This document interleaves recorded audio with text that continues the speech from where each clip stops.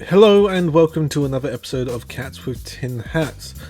Last week we ended on a kind of cliffhanger with Zodiac. We got up to the scene when RDJ and Jake Gyllenhaal were talking about breaking the code and then drinking Aqua Velvas.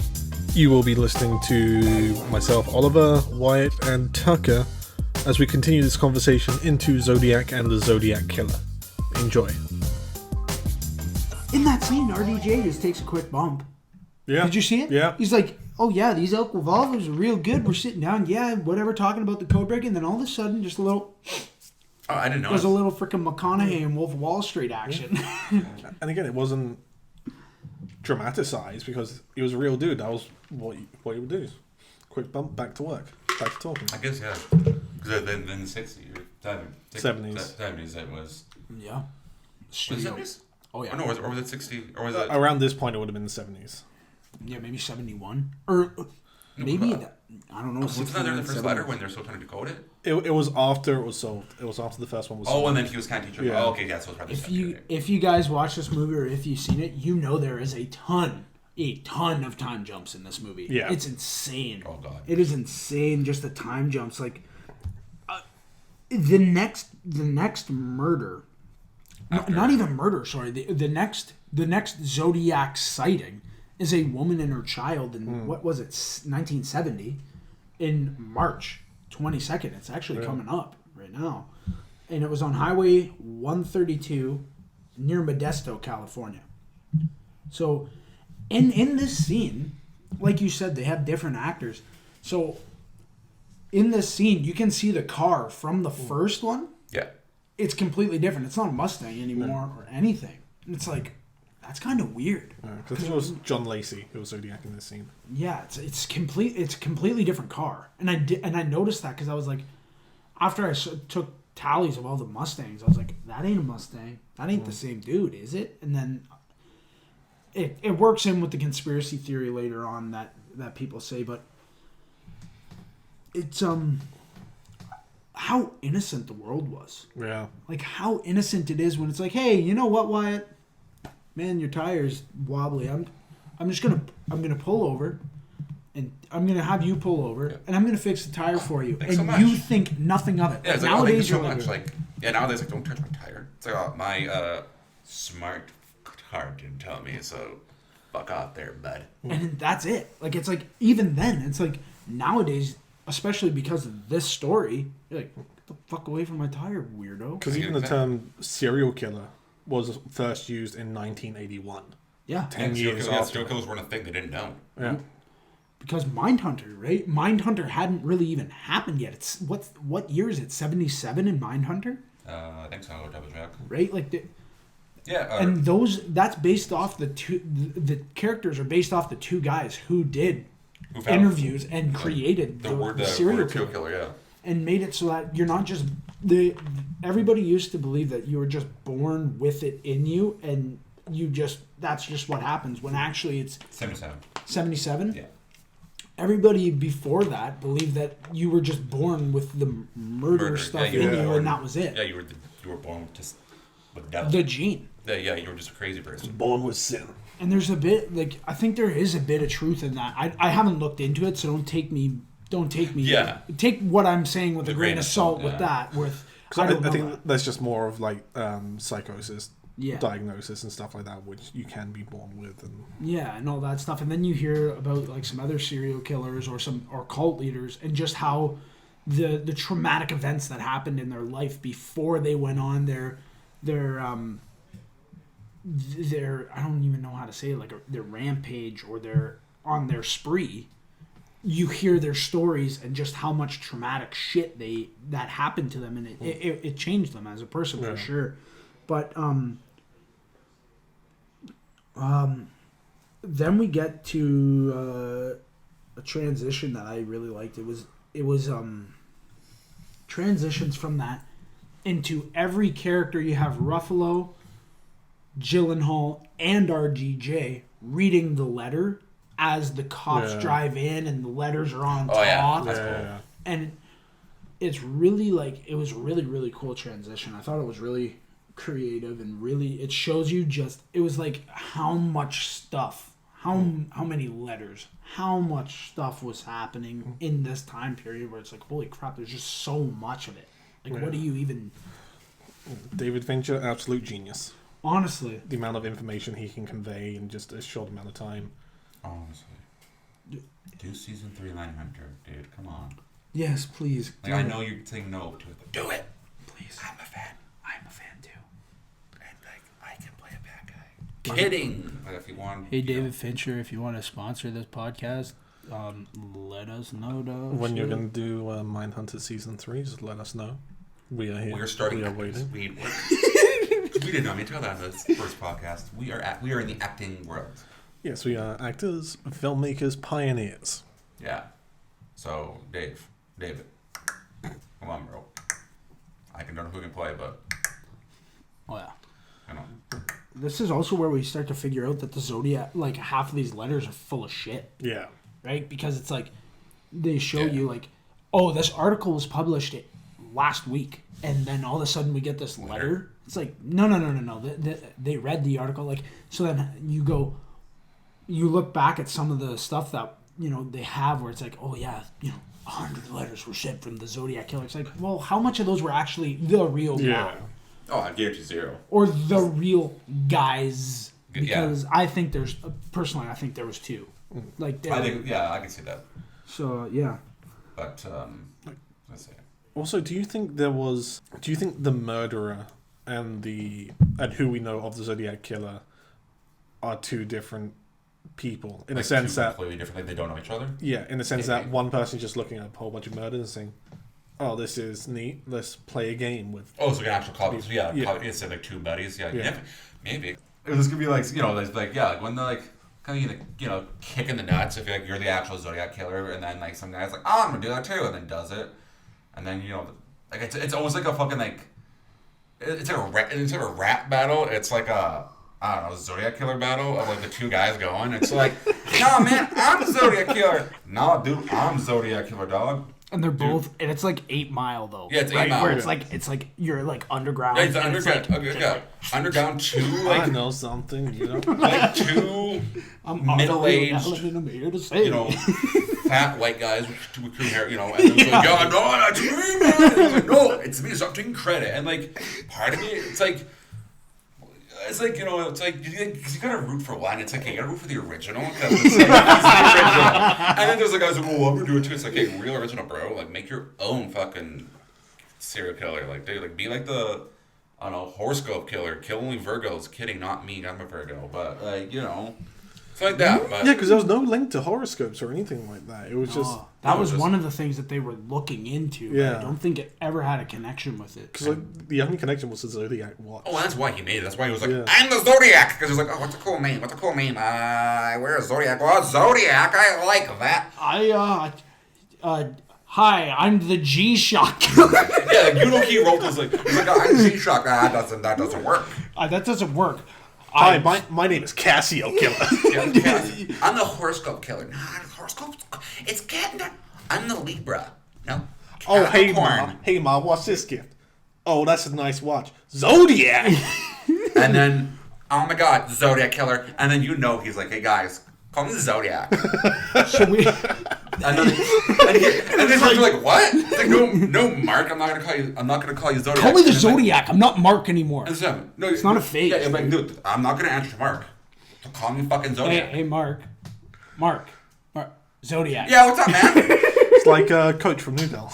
It's honestly, it's like imagine. So we were talking about the Zodiac today. Could you imagine today the Zodiac? She's like, oh, you're so offended. This is the iced out Rolly speaking. The iced out Rolly. It's I'm Sriracha cool. 21's Rolly. It's Sriracha 21. What's that? Yeah, man. I just kill people because I'm a victim too. I'm a victim of Zodiac. I want my slaves in paradise, bro. It's like, dude, I'm not for it. It's like it leaves. That's when you throw your phone out, right? When you read that, you're like, Jesus. This is when. Or you comment on it and it's like, oh, fuck you, pussy. and then he comments, I'm gonna kill you. And it's like, fine, meet me at like Times Square, 3:00 a.m., dog. And then he shows up, and then he's just some like skinny little boy who's just like, and then like he tries to stab you, and then like, you just move out of the way, and then it's like, no. It's like Jojo Rabbit when he tries and just doesn't even pierce his skin. It's like, bro. Yeah. You're in Times Square, right? You pay like all the Elmos, all the Buzz Lightyears and Spider-Mans and all that shit, and it's just a bunch of mascots curb stomping this fucking iced out Rolly Killer. Jingle All the Way Santa That fight would scene be all over again. awesome. Yo. Dude, imagine. So there's like... It's just Elmo's hacking a dart, right? Like Elmo's like, hey, what the fuck's going on over there? Sticks the Elmo head back on. And it goes straight to the fucking Elmo accent. But he has like, you know the mouth, how it's mesh? Yeah. He has the mesh cut out open. and is still hacking the king-size dart on a Cruella de Vil kicking the shit out of him. But the Buzz Lightyear coming over goes, to infinity and beyond, bitch. Bam! Oh yeah, that would be great. Oh Dude, my god, dude. Let's make that. Fuck it, let's make a movie, guys. Yeah. They made Scorpio. We're making 2 movies. Right? They made Scorpio. You see it in the movie. We could make today's version. Also, fun fact about movies. Zodiac Killer was an inspiration for the psychopath in Dirty Harry.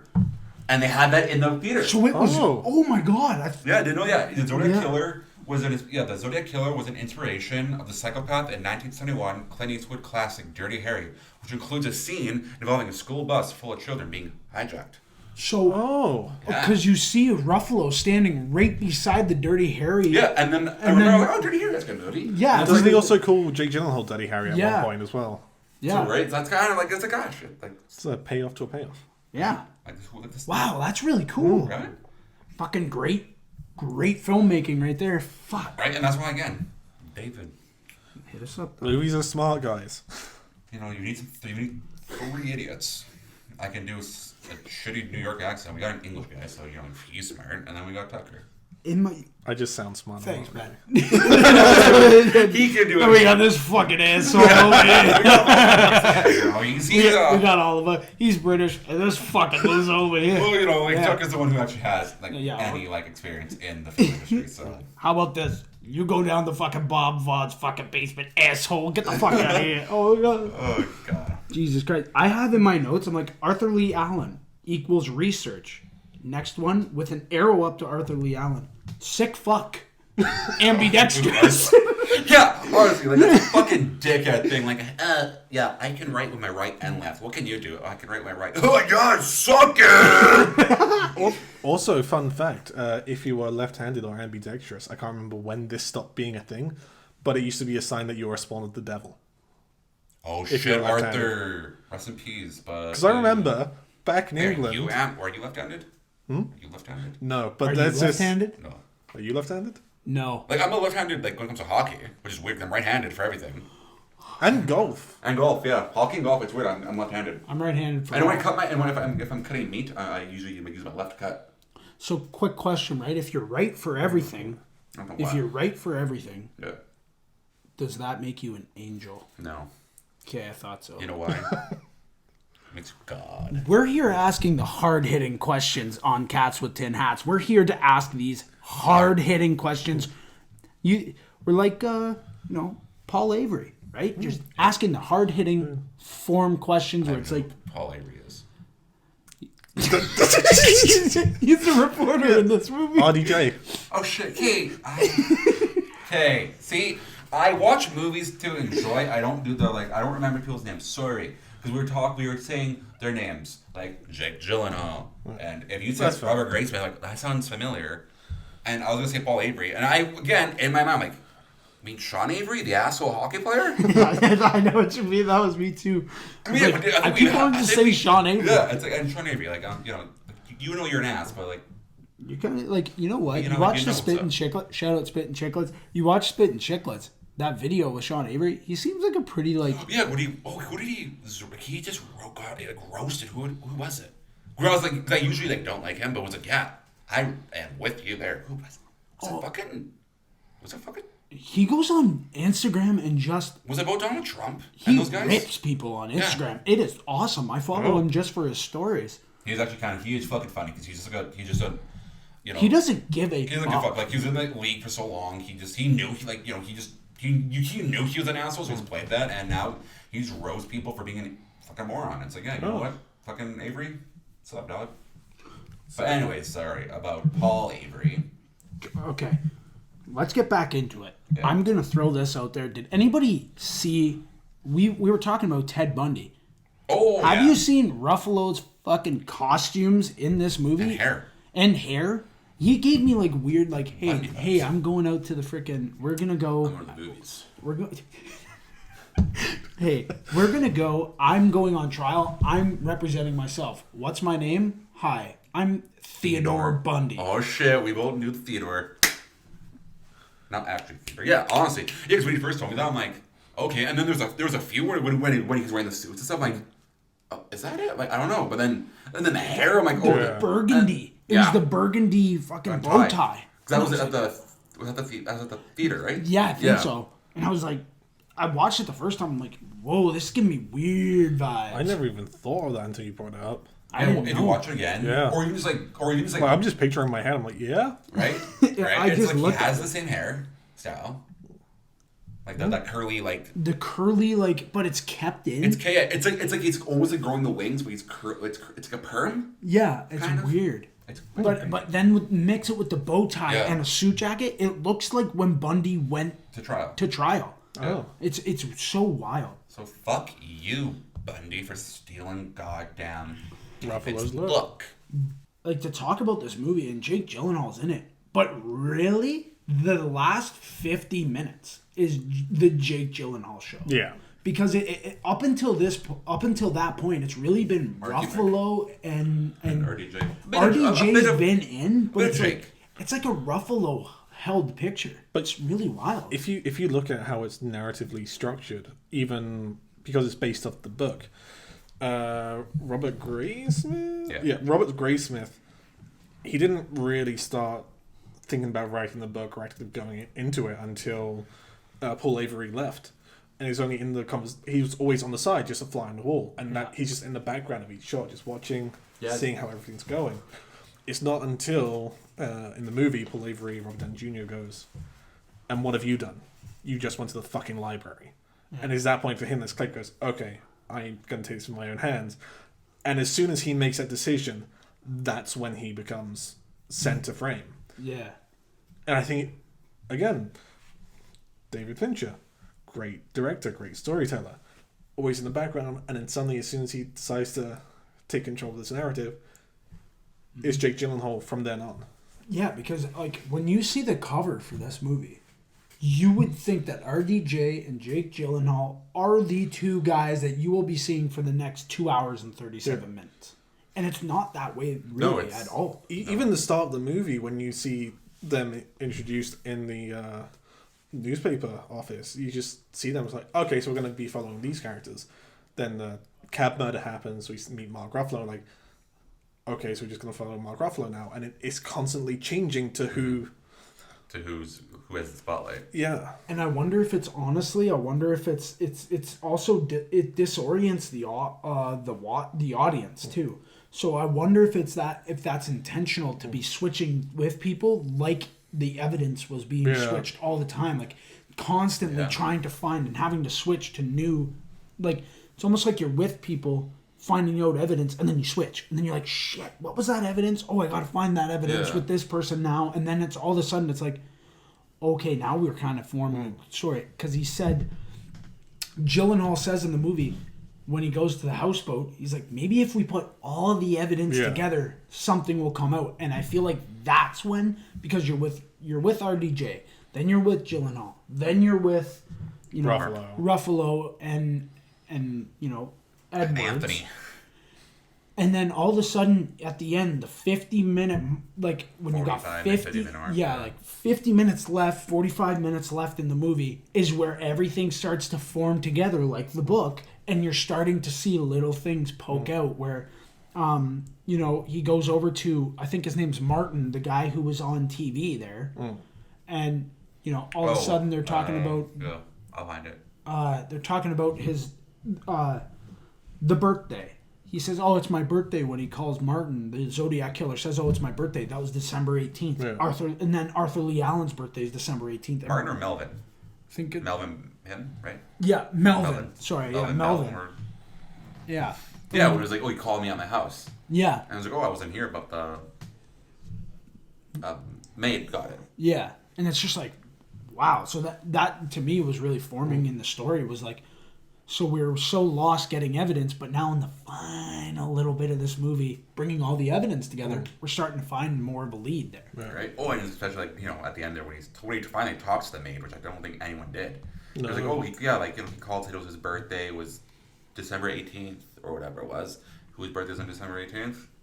Damn right, Arthur Lee Allen. Mm-hmm. And it was like, oh, shit, dog. So I know we're jumping around a lot, but then it's the next scene is the basement, the Bob Vaughn's basement scene. Basement. I just want a quick touch on a shot that's just, I was like, holy shit. It's when they're in the basement and he's going, there's nobody upstairs, but you can go in if you, or you can go up and check. Gyllenhaal's face hits the perfect amount of, oh fuck, and then the camera just goes straight up to his face. I'm like, oh, get the fuck out of there, man. Yeah, and then he just runs up those stairs. Oh my god, and then it's just I want to know how many times those types of scenes in this movie were shot. I think there were probably a few. Because Fincher is known for going above and beyond. Oh, really? The amount. I think it was for Curious Case of Benjamin Button. I was at a talk with Jason Fleming. Okay. And he was talking about his experience on this movie and the one scene where he sees Doug. Where he sees Doug Judy. Or where he sees Benjamin Button and he's like, my son, yada yada. And he was telling us that the amount of times that he goes for that look is like, I'm gonna get teary, I'm gonna look, and I'm gonna nail it. Take two, okay, I'm gonna do the scene, get emotional, I'm gonna look, and I'm gonna nail it. And he said that scene took like 79 different takes. Just him turning around, looking, crying.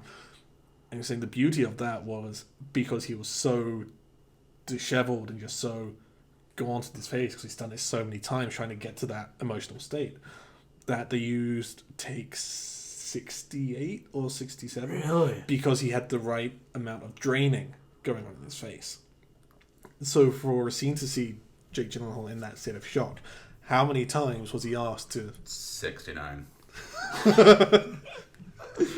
Not because it's a sexual number. It's because it seems like a good number. If took, who? Yeah. 7 times. But I don't... It took Doug Judy. Take me on that one. Took Doug Judy. Doug Judy 67 times. You know what? Doug Judy did it first try, because Doug Judy's a stud. Doug Judy! Good old Doug Judy. Okay, we need to talk. We're talking about Ruffalo a lot here, guys. Oh, I know we're going. We need to talk. Fucking... I'm gonna say one thing, and then you hop into what I think you're talking about. Number one, nastiest fucking sideburns I've ever seen. It's a little Starsky and Hutch. Fucking Neil Young has nothing on Mark Ruffalo in this movie. Get into what you are going to talk about, because very similar. He knows, very similar. So near the end there, when good old Jake goes to his house, right, and he's like, and he has like, oh god, and he puts gets a robe and he has his Speedo on. Is he either packing, like, does he have a dick on him, or is he stuffing, or is it his hair? Is it balls or hair? It's 70s. It's 70s, right? So there will be a lot of hair. Is it bush or bulge? Right. I think it's fucking a bit of both. I want to say bulge though. I do think that is a honest. This is an honest question. Like we said, hard hitting question. And low key, man, like, mad respect for him being like, yeah, I wear Speedo. I can't do that. He's wearing black tighty whities. Yeah. And then he runs down. I don't know. Oliver might be pulling up the video. I'm getting the scene right now. He comes down. I didn't clock this. Dude, he's at he's running down the stairs. It's like, what the? Whoa. Yeah. Like, dude. It's like, Jesus, get a pair of pants on. Absolutely. Like, he is, like, he's packing. It's a little unfair. Okay, I'm getting to the point where his wife comes in saying, I don't like seeing you like this. And he's just sitting down, playing with a dishcloth. They look sad. I'm not playing any sound because it's right after, because he's... Oh. All I remember is it's like Jake Gyllenhaal runs to his house and knocks on the door. Oh, I'm going to meet you out front. He's like, do not go to the front of my house. Yeah. And then all of a sudden... These dudes Speedo and him with the robe. And then just wrench flying everywhere. Oh yeah. And it's like, whoa. Fucking screen full of wrench. Holy Hulk smash. Oh yeah. Okay, I'm on the bit. Hulk. Just what? Yeah. I'm coming over. Okay, I'm pausing it. I gotta see what angle, what you're talking here. It's this scene, right? Yes. Okay. Get ready. It's like, whoa, what the fuck? Okay, I'm on the space bar, ready to pause. And usually black Tell me makes when. look slimmer, so it's just like, my God, Mark. So like, it's coming up right here. He got the robe on, and it's like right here. Like, is he wearing a jock under that? He's got to be wearing He a just jock, said it's all right? cock, no jock. No jock, just cock. I feel like this is a bigger conspiracy than Zodiac Killer himself. Honestly. Mark, come on the podcast. Not just because we want to talk about your dick size. Because I'm looking, he's packing. Just because, like, Mark, you are an awesome guy. I just want to talk to you. You seem like me, a guy who just fucking just go for the flow. I will say Dark Waters with Mark Ruffalo, we need to watch this film at some point because it's great for this. Talk about Teflon that. Mark Ruffalo was able to get me teary by shaking his hand in this movie. Pussy. I gotta I know what's about. So Dark Waters is about Teflon and The movie you're talking about Teflon and it was called cancer. Yeah, and it was like it started off with poisoning cattle and something on this farm, and then like the people started getting cancer. Yeah, he plays such a mute character in it that he shows emotion by his hand shaking. That's cool. And I might say we'll do this one next week because. Is there a conspiracy theory with it though? Oh, okay, with Teflon, right? Yeah, it's the whole thing with Teflon. Yeah, why not? Because but So in '83, we see Gyllenhaal goes into a store and sees Arthur Lee Allen, and he has Lee, which is a big thing because he goes in and he meets, I think it's Darlene Ferrin's sister, and she says that she had a friend Lee who used to go and bring back presents to her from Tijuana. Now, if we go back to the murder in Napa with with Brian and Cecilia. I think those are their names. I'll double check right now. Give me a second. That would have been the Cecilia Shepard and Brian Hartnell. So if we go back to that murder, Cecilia Shepard and Brian Hartnell, there's a line in there where the Zodiac Killer says, "I'm going to take your car and drive to Mexico." Yeah. So I'm wondering if that has the connection there where the presence from Tijuana bringing up. Maybe. In that talk. But apparently Lee freaked her out. It was like a paint party, wasn't it? Like when you come over and paint and you drink and you help paint. It's like, hey, Wyatt, can you come over and I got to paint my living room. Oh yeah, no problem. Are you gonna have pizza? Yeah. Beer? Yeah. Are you supplying the paint? Yeah, I'm gonna have Sounds Pabst like a Blue motherfucking Ribbon. paint party. Dude, can I bring my own roller though? Yeah, man. I'm down. Yeah, it's freaking BYOR. Bring your own roller, guys. I'm down. Awesome. What time do you need me there, Lee? You know what? Why am I the serial killer all of a sudden? I just wanted you to come over to my house and help me paint. I thought we were making... With your blood. Dead. Just gonna go on record saying I feel a little bit left out in this paint party. Hey, Oliver, do you want to come as well? Fine. Hey, Oliver, would you like to come? I'd love. Actually, you know what, guys? I've got plans. I've got my own painting to do. I'm like, There's Wyatt lying dead on the floor. Oliver comes in. He's like, I think I'm good, guys. Really nice place we got here. I think you guys are all done. We all know what you're painting. Your paint was spunk. We're pretty much at the end. Because we got to when he sees him in the store. Yeah. He sees him in the store. Which I've got a couple things I want to say on that. First of all, this is the first. This is really the first thing that was kind of changed to fit the movie. He did come face to face with Lee in the store, but before this, it was Robert Graysmith. He was tailing Lee for a few weeks before that, and he was sending some of his friends to go in there trying to get his handwriting down so he could pinpoint it. Really? Yeah, he was sending his friends to go in there to see if he could get a good handwriting sample. But the very last time he did see him was when he walked into the store himself. Now, thematically speaking, having this moment in the film and having that be Jake Gyllenhaal's last moment in this film fit so perfectly, because his main intention was he wants to look at the killer and know it's him. Yeah. Which was said, I think it was said to RDJ or It was Mark said to his Ruffalo. wife, wasn't it? Something, yeah. So having him come to the end and just seeing him and just having that stare down, perfect way to wrap up that character. Honestly. His story's done. He's got to the end of where he needs to be. He's got to the end of what he's wanted, is to finish the puzzle. Yeah. So, and then in 91, we see they pull Michael Mageau into a room in Ontario, California, and they pretty much pull out pictures of who the suspects are, and Michael Mageau ends up pointing out Arthur Lee Allen in that room, and that's really the last scene of this movie. Yeah. In 1991. Yeah, because I was with... Buddy, you said he was in House of Cards and stuff? House of Cards. He plays... he's in... Always Sunny in Philadelphia. Yeah. Wow. Well, while they're trying to find that, Lee is still the prime suspect for the cases.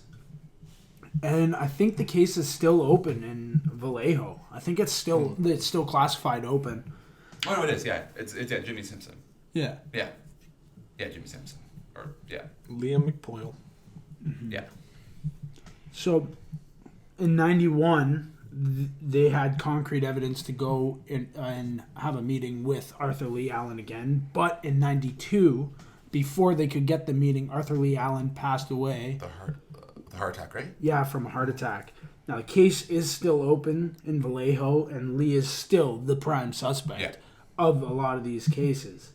And the real Robert Graysmith, all throughout the last 50 minutes, he's getting a phone call after he went on TV and started talking in the paper. He's getting phone calls, and it's heavy breathing and everything.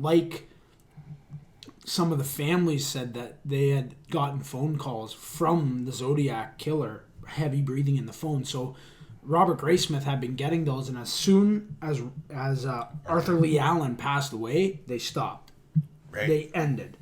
Right, so it's again. So yeah, all the evidence points to him, but again, it could be someone who knew that it was Arthur and was like, he's dead. Okay, now I'm gonna stop and be like, okay, I'm done. Who knows?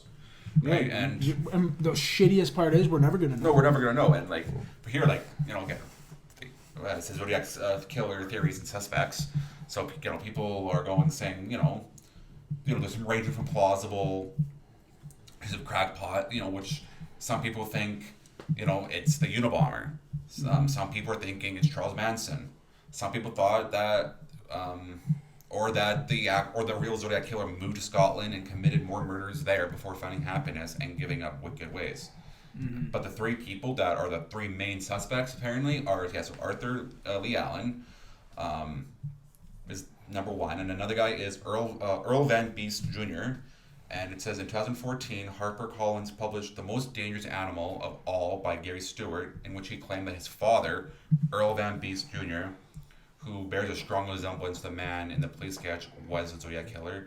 Doesn't give me much information. Unfortunately, I think that was proven. I think that was proven wrong. Yeah. And then the other one was Louis Myers, another man who came forward in 2014 to reveal that a friend named Louis Myers had confessed to being the killer before his death in 2002. Certain events in Myers' history matched up to those connected to the Zodiac, but as with Allen and Van Beest, there was no conclusive proof. So I think that seems to be the ongoing story with this investigation. Yeah. Everything, even in the fucking prime of the investigation, they couldn't get shit. Yeah. It's weird, man. I have here. So with Arthur Lee Allen, I guess we'll get into the theories now. I have down for Arthur Lee Allen, we're just gonna get into the theories of the killers, like you brought up those guys. With Arthur Lee Allen, So in this movie, in the diner scene, they talk about how there's a moment in time where the Zodiac stopped sending letters. Arthur Lee Allen, when those stopped, the last letter was sent in 1974. Arthur Lee Allen was convicted for 3 years. He went to jail for child molestation. Oh. All the letters, the Zodiac letters, stopped until he got out, and that was the last. And then the Zodiac Killer came back and wrote that letter, and so that's the connection of Arthur Lee Allen. Like, even when he went to jail, there was no Zodiac letters until he got out. Oh, okay. And then in '87, the cellmate Ralph Spinelli, that was in the cell with Arthur Lee Allen, said that Lee actually admitted to him that he killed Paul Stein in the cab. And then in '91, Mike Mageau identified him, all that stuff.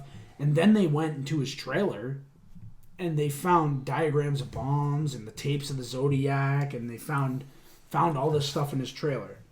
And then in 1992, he died of a heart attack. Now, there was saliva tested on the letter, but it was non-conclusive. They say that it was a habit of his to get other people to lick his letters. Oh. It was like he would go, oh, I'm going to send this. Hey. Yeah. All right, rest in peace, Paul Avery. You passed away in 2000. We are asking the hard-hitting questions now. All right, this is the last bit of the podcast. Emphysema. Mm-hmm. All right, this is the last bit of the podcast, or the last bit that I have. So another key. Okay, so the other person of interest is Lawrence Kane Kay. Now, he was in a car accident and it resulted in brain damage and actually changed his thought patterns. So a lot of people think that could make him into a serial murderer. Oh. So now it has been said in the past that he did harass Darlene Ferrin for weeks before the murder, and that was said by Darlene's sister. And Kane was the closest that the cops, those two cops, when the guy who passed by, they said that Kane was the closest lookalike to the guy who passed them. They did it in a lineup, like in a picture lineup, and they picked him. Now, it's a 6-minute walk, so it was a 6-minute walk for Kane to walk to where the cab, Paul Stein, picked up the Zodiac Killer. And then in 1970, he moves to South Lake Tahoe, and a woman goes missing at the hotel that he worked at. Oh. Just a coincidence. But then in March 22nd, 1970, Kathleen Johns, the woman who was picked up with her child, picked Kane in a lineup, saying that he was the most... She's the only person who had that extended amount of time with the Zodiac Killer and seen his face. She picked Kane out of that lineup. So when you're saying that he's picking different people to play that role, it fits to a T, because even people who are with the quote-unquote Zodiac Killer, it changes person to person all the time. It's wild, but of course, like we see in the movie all the time, Kane's rating didn't match, and he wasn't heavy set like the description was. Yeah. Right? But he was one... I watched a little bit of the BuzzFeed Unsolved and looked into that, and they were saying this guy, I've never heard of this guy. I never even heard of him in the talks. Really, it was always Arthur Lee Allen that I really heard. And then I heard about the guy who said that his dad... Yeah, the Earl Van Beast. Yeah, it seems like everybody... Like, there was a time where I think there was like 3 or 4 people who said that their dad was the Zodiac Killer. Yeah, and you know why? Because their fucking dad told them to go to bed early. No! I'm not going to bed. Son, you gotta go to bed. You got school tomorrow. Fuck you, Dad. And then it was, guess what? My dad's the Zodiac Killer. Get the fuck down on the ground! Yeah, and then that's fucking, that was their version of swatting. Yeah, honestly. Yeah. Right? Like, nowadays, you just SWAT. Like, the Zodiac Killer would probably just SWAT people. Yeah, he's that guy. He's that fucking weirdo. Yeah, he's that dickhead. And it's like, fuck you, dude. I didn't do anything You're wrong. fucking... Dak. Cock. You're Mark Ruffalo in that one Oh, scene. he's fucking Dak. Big. Dak! But you know what? Sorry. Sorry. We're respectable. To Mark Zuckerberg. No, Mark Zuckerberg. Fuck him. Fuck the Zuck. Fuck the Zuck. But back to pretty much this whole. I think for me, this movie really does. It's solid. It's just this film is solid. It really is. Yeah. Now, I completely get it. A lot of people will not like this movie just because of how fucking long it is. Long and slow. Like, when I did the notes to this movie, it took me 4 hours, 4.5 to do. What are you doing? I think about it. What are you thinking? I just no, because a lot of people don't like this. I'm like, yeah, it's long and slow. I'm saying he's got it. It's funny. Sorry. Yeah, no, like a lot of people won't like this movie because of how, like I said, it's slow and, and it takes forever to get through. It's long and slow, is why it says, and he's making a gesture that I do not want to say. Good thing we aren't filming yet. Sure. Filming will be up soon. I know where I will behave when it's filming. We'll see, boys. We'll see how it goes. Oh, I have a cup of moonshine. That could be my thing. Could be the. I'll look on set. No, I'm not gonna say that. We can get rid of it in post. That could be the RDR. RDR. I'm already RDJ. And then you just gotta do like a quick. We'll get you like a little blue, like the aqua velvet, and then you just go like this at the back. Yeah, I got the protein powder. Sorry. Protein powder. No, it's fun. Guys, it's not fun. Throw it in the comments section if you want to see a video of all three of us fucking absolutely snorting protein powder. Velva. Aqua Velva. How do we make it? Oh, it's a cologne? No, it's a drink. Oh, they look like a cologne. I'm guessing it's blue curacao, probably pineapple juice, some sort of juice. Here, hold on. We are starting a new podcast. Guess that cocktail. That'd be a fun game if we spot a cocktail and a drink. We have to guess how it's made. A cocktail in a movie. I'm not going to win that. So it's all it is. Apparently, it's just gin, vodka, whatever you said, blue curacao, with lemon lime, and vodka, gin, lemon lime, and blue curacao. That's gonna be deadly. Good. Hey, yo, hit it up in the comments section if Aqua Velva sponsor us, doc. I say we just make Aqua Velva and try and decipher the first code. I'm seriously down to do that for a video. Fucking down. Tomorrow. Hey guys, that'll be a Patreon level. If you want it, and then I'll drink it out of my sock. $10. I know I've drunk whiskey out of my uncle's sock once. Yeah. Got $10. Out of a fish. Out of a fish. Do the fish thing. Yeah, you know there's the boot. Don't do the boot. It's a fish. I think who does the fish? I want to do a flamingo. Mm-hmm. Like one of those yard flamingos. You ever seen those? No, I'm talking like an actual fish.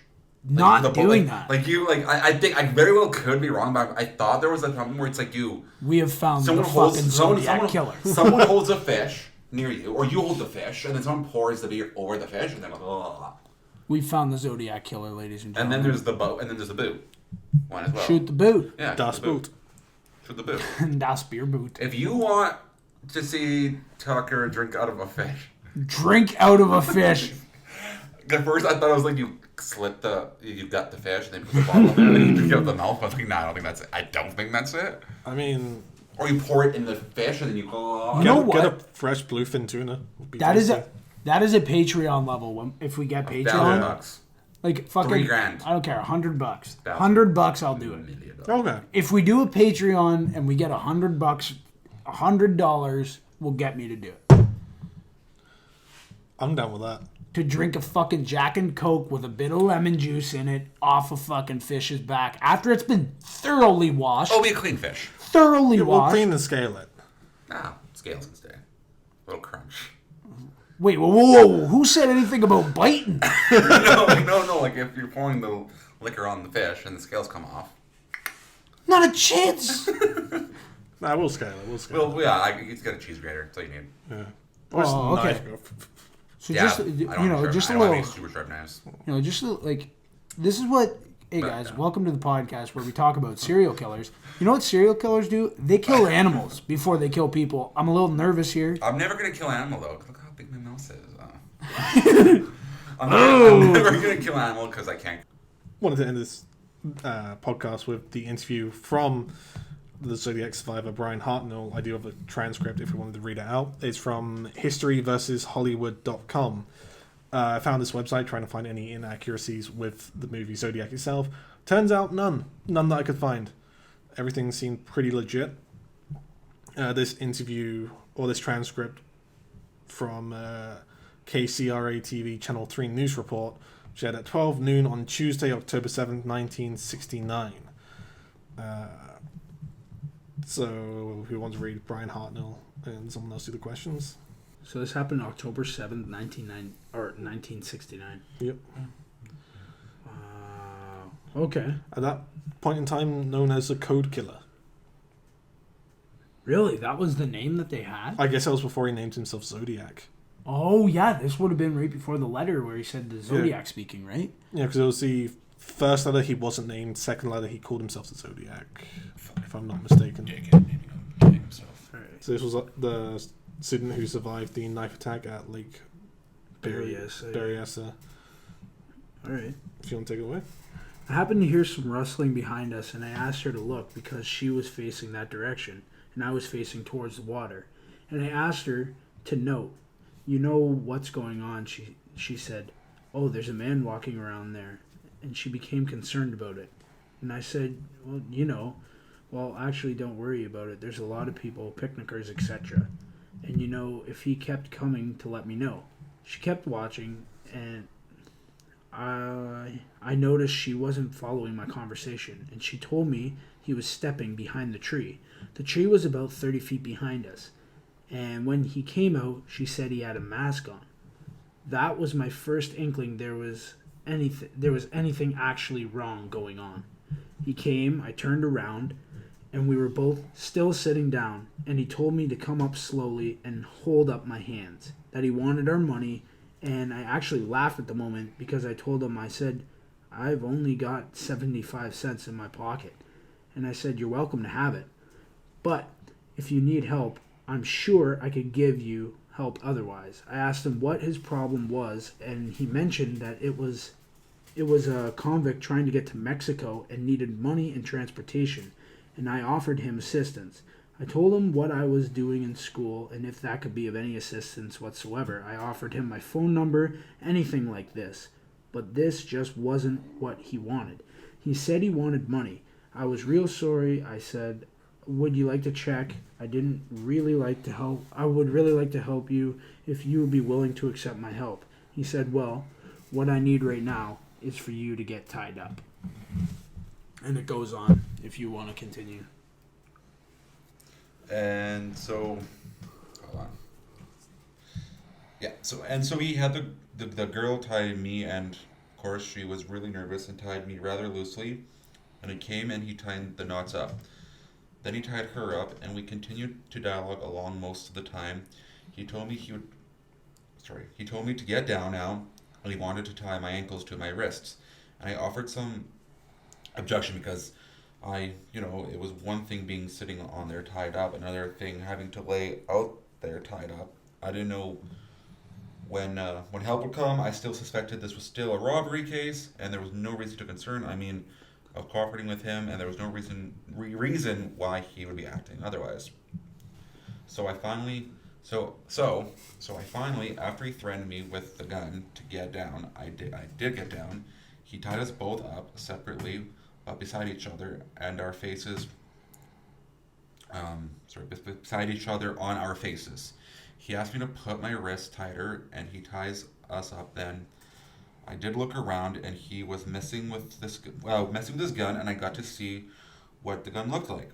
And I put it, and he put it away, and I was convinced that this was the end of the episode. And I just rolled over to my face again, just waiting for him to leave, and it to muse in my mind what we were going to do next, and how we were going to get away, and how I was going to untie her, etc., etc. The next thing I can remember is a knife being put in my back. Did you, after he attacked you, he then went and attacked the girl? Did you see that?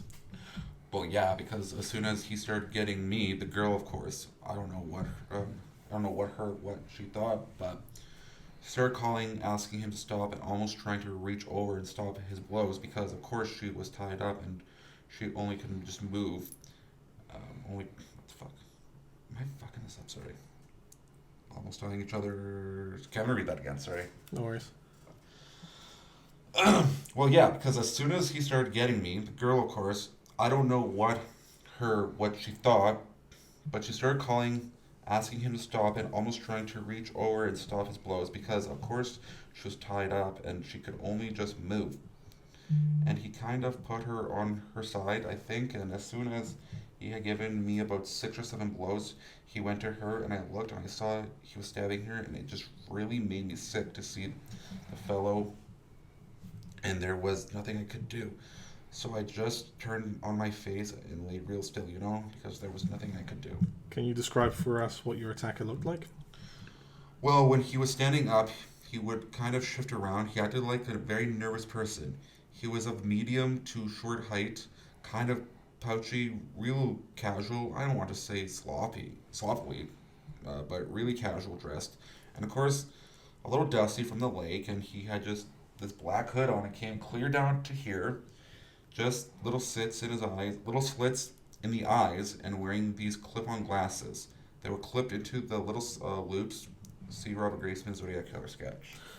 You remained conscious through the entire ordeal. How long was it until help finally came? Well, as soon as he got us, of course, Cece and I prayed that whatever the Lord wished that I could be expend, and that we would be willing to do whatever he had in mind. But we also realized that half of the battle was going to have to be ours. That we were going to have to help ourselves, we're gonna have to help ourselves. And I got till I was able to untie one of her hands, but she was too weak to untie me at the time. So I scooted into a position where I could be looking out across the lake, and after calling several times, I found one position that had a little more. I found a position that had a little more echo to it, that I thought was a little louder. I called several boats that went by, but they didn't stop. I didn't know if they thought we were joking or what. But finally, one fisherman, who was going a little slow, he stopped, shut off his motor, we cajoled and called, and we did everything to try and get him to come. He sat there for about 15 minutes, and he didn't finally come closer, but he wouldn't come to the shore. I guess he was afraid that the man might still be around, and he said he'd go get help, but I assumed he was like a lot of people you read about. He just didn't want to get involved. So I decided that we were going to have to do this on our own. So I encouraged her enough to get me untied. I got one wrist loose so that I could get the rest untied. Then I untied her. She was still so weak she couldn't move. How were you finally found? Well, she was found down on the blanket. Still. I made it about 300 yards, up almost to the road. It was a slow process because I kept blacking out. I couldn't see. I kept blacking out and my legs kept getting weak, but I was making progress. I think I could have made it to the road, but a pickup truck was coming along one of the dirt roads. Apparently this man had called for help and he picked me up and took me back down to the girl. I think this is a good place to end the podcast. Just like to say, I guess on behalf of all of us, that thoughts and condolences go out to anybody involved with any of these murders. The case is still unsolved. They think the Zodiac Killer is dead, but there's no concrete evidence. Yeah, and I think it goes for everything that we do talk about. I think sometimes we can get a little carried away talking about these things, but this actually did happen to real people that have families and actually had their lives taken away. So yeah. So that's the end of this episode of Cats with Tin Hats, talk about the Zodiac Killer. Join us next week when we talk about Dark Waters. Yeah, for sure. Another Mark Ruffalo movie. Yeah, join us next week when we talk about Dark Waters and the whole Teflon scandal. This has been Oliver, Wyatt, and Tucker. See you next week. Meow. Thanks for watching that video. If you want to hear more movies about conspiracies, hit this button up here to see more videos. If you want to subscribe, hit the subscribe button right here. Now, if you turn on the bell notification, you'll be notified every time we upload a video. That'll be coming out weekly, every week, so you don't want to miss it. Now, if we messed up anything in our discussion, if we got some of the facts wrong, please let us know down in the comments down below. And follow us on social media. We've got our Facebook, Twitter, Instagram, all linked down below, so give us a follow on there. Hope to see you next time.